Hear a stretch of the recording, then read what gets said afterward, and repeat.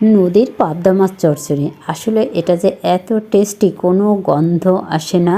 বিলের আর নদীরটা এটা কিন্তু অনেক টেস্টি। আগে নদীর মাছ অনেক খেয়েছি, যাই হোক টেস্টটাও বুঝি। আসসালামু আলাইকুম বন্ধুরা, আমি এখানে কিছু পাবদা মাছ পরিষ্কার করে নিয়েছি। তারপরে এখানে এই যে পেঁয়াজ, কাঁচামরিচ কুচি পর্যাপ্ত দিয়েছি। তারপরে একটু হলুদের গুঁড়ো, একটু শুকনো মরিচের গুঁড়ো, একটু হাফ চামচ জিরার গুঁড়ো, ধনিয়ার গুঁড়ো, আর দিয়েছি এখানে পরিমাণ মতো লবণ। তারপরে আমি এখানে রেগুলার রান্নার তেল দিয়ে মেখে কিছু নতুন আলু সেটা অ্যাড করলাম। এরপরে সুন্দর করে মেখে নিয়েছি। এরপরে আমি এই যে মাছ অ্যাড করলাম। পাবদা মাছটা আমি অনেক সুন্দর করে পরিষ্কার করে নিয়েছি।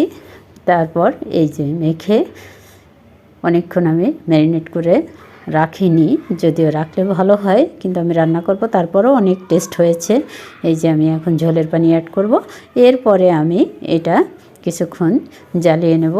এরপর এখানে আমি অ্যাড করছি একটু পেঁয়াজ কলি আর একটা টমেটোর বীজ ফেলে, ভিতরটা ফেলে শুধু উপরের যে অংশটা ওইটা আমি অ্যাড করেছি। এই যে তারপরে আমি কিছুক্ষণ জ্বালিয়ে তারপরে আমি কিছু ধনেপাতা অ্যাড করছি।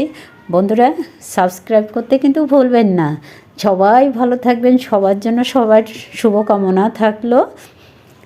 প্রত্যেকে মিলেমিশে কাজ করলে আমরা সবাই এগিয়ে যেতে পারবো। লাইক, কমেন্ট, শেয়ার, সাবস্ক্রাইব করতে ভুলবেন না বন্ধুরা। সবাই ভালো থাকবেন, সুস্থ থাকবেন। আল্লাহ হাফেজ।